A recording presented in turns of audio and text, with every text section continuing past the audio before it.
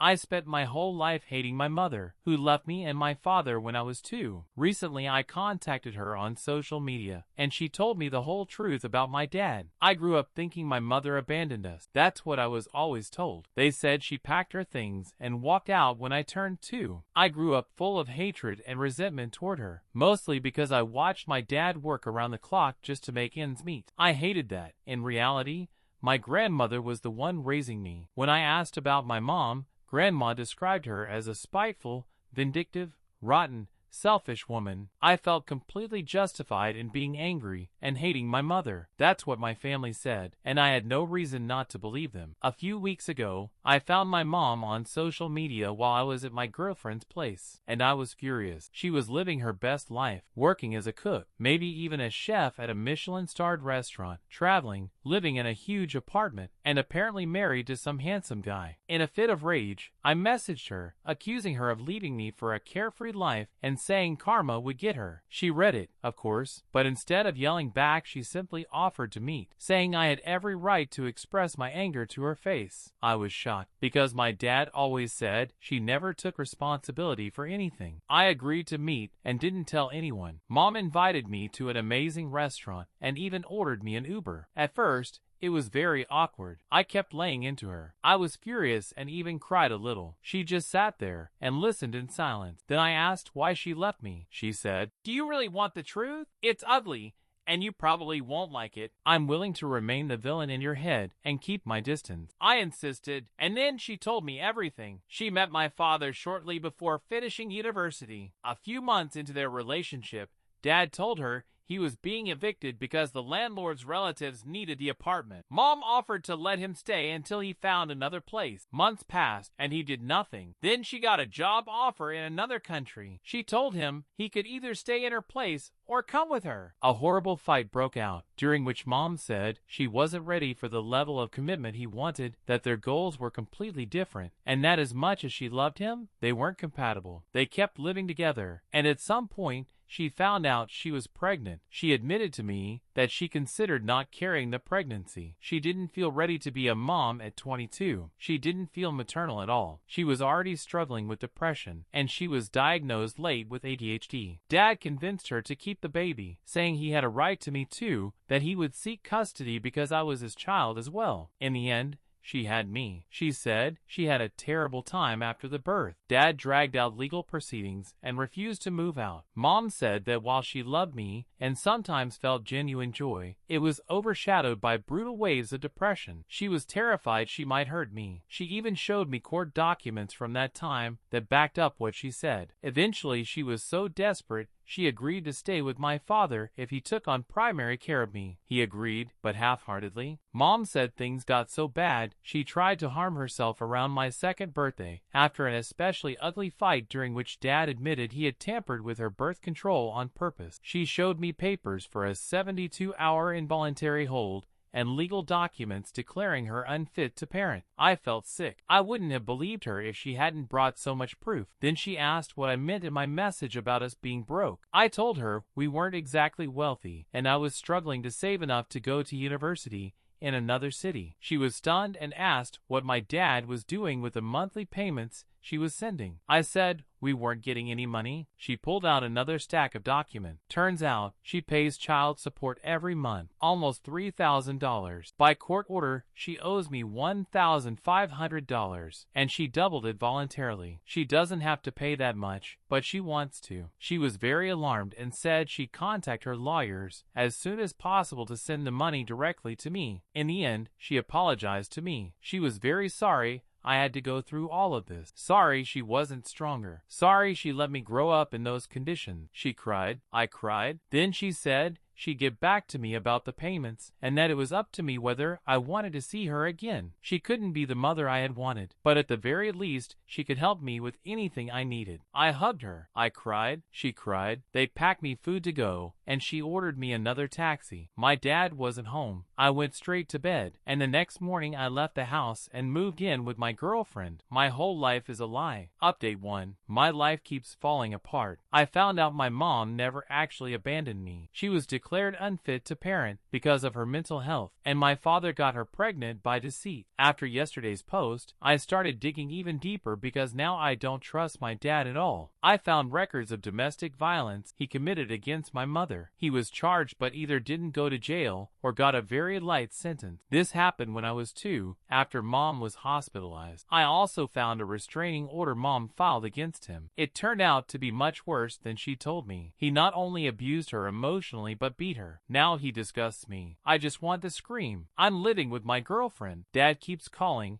and asking why I haven't been home in so long. I made up an excuse that my girlfriend has a family issue. After talking with my mother, I wanted to speak to him directly, but now I don't feel safe. Any advice? Before we continue, we'd like to ask you to write in the comments with your advice for the author. Do you have anything to suggest to him? Personally, I'd tell him to start with a phone call and test the waters to see how stable he is. After that, his mother would probably need to get involved somehow, and the story would find a resolution. Just saying there's a family problem at the girlfriend's place obviously can't last forever. Let's see what happened next. Update 2. These past weeks my life turned upside down. In short, I learned my mother didn't abandon me, but was declared unfit due to mental health issues. She paid my father $3,000 a month in support. $1, $500 by court order, and another $1,500 voluntarily. I also found court documents confirming my dad was accused of beating my mother more than once. After staying with my girlfriend for a bit, I decided to go home briefly to grab documents and other important things. Dad was there. We talked a little. I casually asked, "By the way, did mom ever pay you child support for me?" He rolled his eyes and launched into a speech about courts always taking the mother's side, how he was told not to expect anything from her, and so on. He retold the old story about how he supposedly begged her for money for school supplies, and she refused. I know that's a lie. Mom has detailed records of every transfer she made to him. Every month since she got a job, more than 15 years, she sent him money. First $400, then $600, then $1,000, and eventually $3,000. He kept complaining about how hard things were, saying he regretted not getting more out of her, that the court wasn't on his side, and that even now we were barely scraping by, living paycheck to paycheck. It was surreal. After he left, I searched his room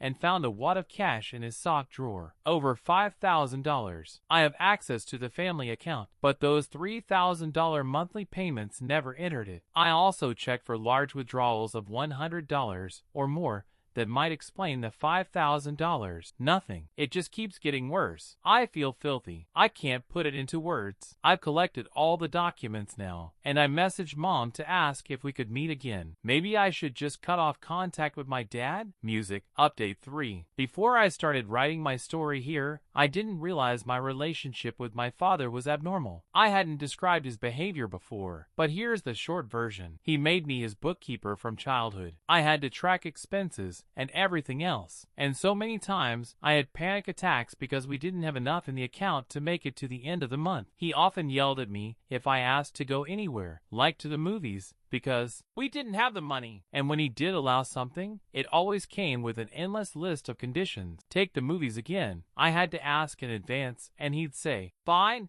but only if I clean the whole house, drive grandma to the doctor, pick something up, make dinner," and a bunch of other things. If I missed even one little task, like forgetting to take out the trash, he'd start a fight and guilt trip me until I stayed home. He constantly drilled into me that I was __, said I wouldn't survive in college, that I wasn't capable, that I didn't have the talent. He has a terrible temper. Once in the car, I joked that I was rooting for another football team that day, and he kicked me out on the side of the road. I had to walk home. There are countless examples. I thought it was my fault or that all dads were like this. But let's be honest, it's not normal. What's happening now? I reached out to my mother again after learning all this. I dumped the new information on her. She confirmed it was really bad and that she feared for her life. It turns out Dad had friends in law enforcement who kept tabs on her and made her life unbearable, writing tickets for nonsense and stopping her for checks. They did everything they could to intimidate her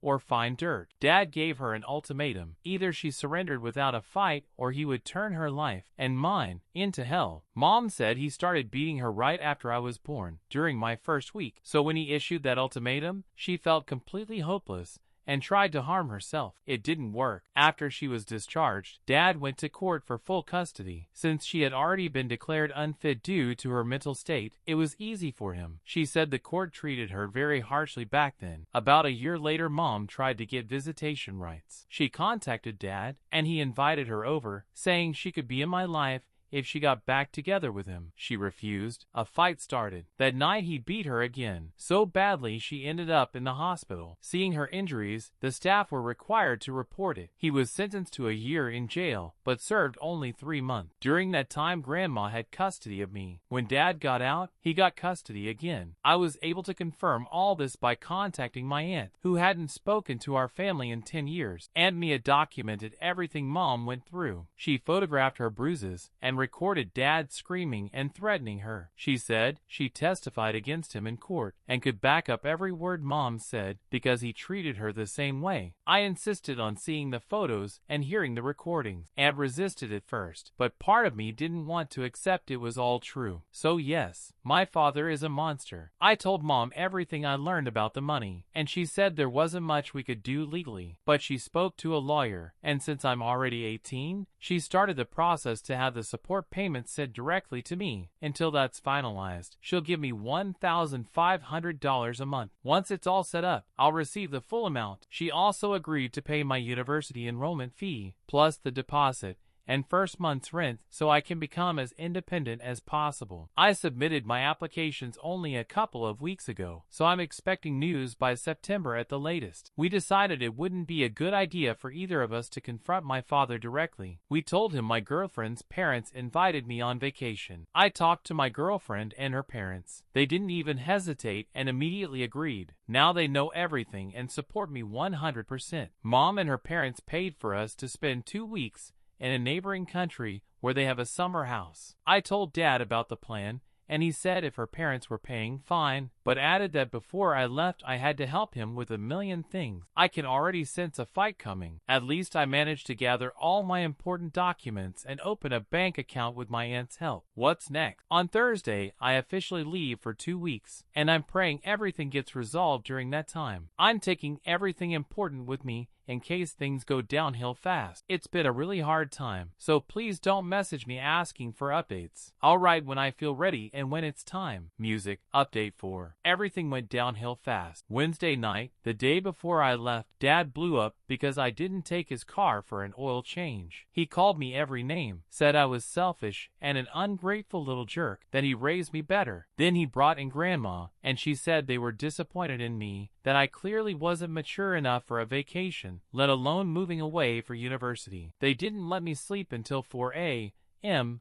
calling it a family meeting, which was really just a brainwashing session about everything I've ever done wrong. I was completely crushed, sobbing and feeling awful. Thankfully, my girlfriend called because I wasn't responding to her messages. She helped me pack while Dad slept, and I left without saying goodbye. Around 1 p.m., Dad texted me pretending everything was fine. The 2 weeks flew by. I got an acceptance letter into a good political science program. I accepted and got on the dorm waiting list. And then everything blew up. Mom stopped sending Dad the voluntary half of the money. She only paid what the court required. Dad started losing it. He called, screaming that I had to come home immediately. Then he called crying, saying that __mother showed up again and was suing him, and now we didn't have money to pay the mortgage. I called Mom and asked if she was suing him. She said no, she just filed to have the support redirected to me, and the court approved it. Then Grandma started texting, saying I had to come back right away because Dad had a heart attack. I came home and found the house wrecked, empty beer cans, hard liquor, cigarettes everywhere. To everyone who bet that Dad was spending the money on substances and a flashy lifestyle, congrats, you were right. Turns out that as soon as I left, he threw a huge party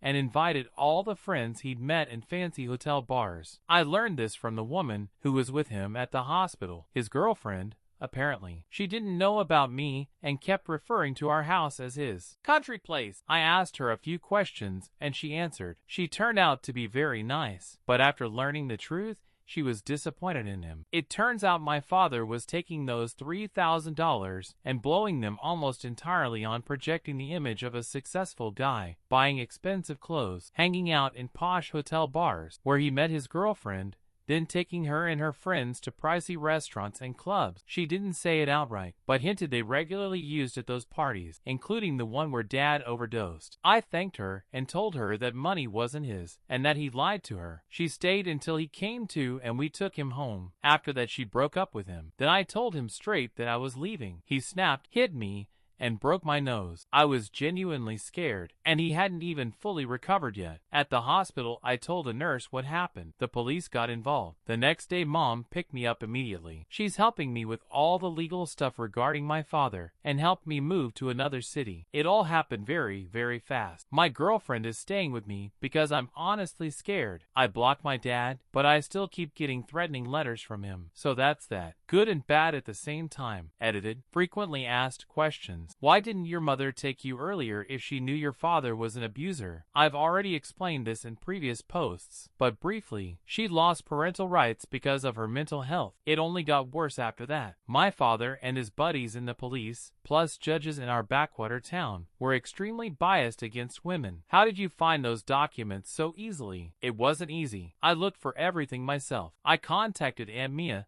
and insisted she show me everything she had. None of this fell into my lap. I searched for every document myself. They weren't public. If you're 18, why is your mother still paying child support? By our laws, support, including state support, is paid until the end of university and or until age 25. Are you going to sue your father to get the support back? No, it wouldn't help. Proving he blew it all would be extremely hard. In the end, I had food and clothes. I had a home with heat, electricity, internet, and water. It would take a lot of time and bring nothing but revenge. Mom is still afraid of him, and I don't want to see him either. We're going to seek a restraining order, and we're documenting all his letters and attempts to contact me. Someone advised watching for credit or accounts opened in my name. We're already working on protecting against that. How did your mom have a lawyer ready? She didn't. My first post was over a month ago. Mom contacted a lawyer soon after our meeting to redirect support directly to me, bypassing Dad. That lawyer then recommended another firm that took our case. As for school and university, I'm on the dorm waiting list. For now, I live with my girlfriend in the city. We're renting an apartment through Airbnb. Classes start in October, not next week. And no,